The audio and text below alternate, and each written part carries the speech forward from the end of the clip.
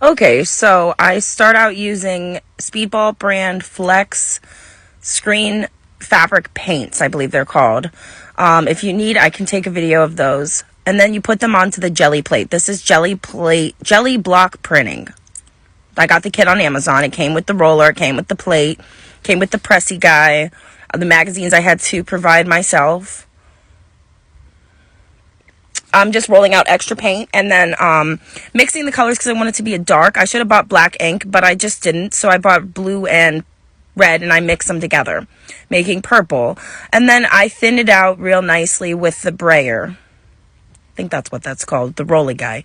Thin it out pretty good and roll off the extra onto another magazine page until it looks like that about. You don't want it too thick because it'll slide, as well as the image will smear. You want it to be on your jelly plate fairly thin.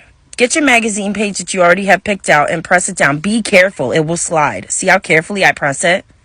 So careful, because it'll slide on the paint. The magazine page is so glossy and the paint is so wet that it will slide and your image will smear. So you want to be very careful at this point. Okay, so press that down ever so carefully. And you can actually see the image of the magazine on the jelly plate. Mine is a bit messy because the other side I had just used and messed up. But look, you'll see like me pull it up, see? And I'm like, oh, you can see his face, but not really. So let's fix that. Let's try to see if I can make it more clear, press it down a little more. But I think I put too much paint on the jelly plate. But you can kind of see the image, and I was excited. So I was like, yeah, it's going to turn out, but it kind of didn't.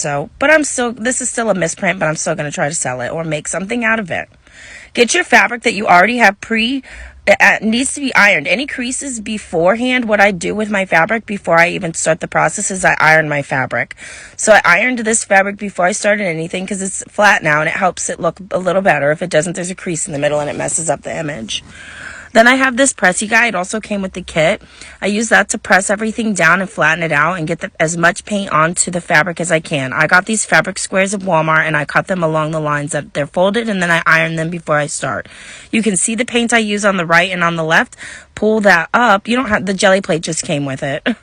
I was pressing it on both sides. Sorry. Press it as much as you can. Be careful if you're pressing a paper because it can slide. But with paper, I use paint, not fabric inks. And then there's the image. When you pull it up from the jelly plate, it transfers right onto the fabric. There you go. Hope this helps.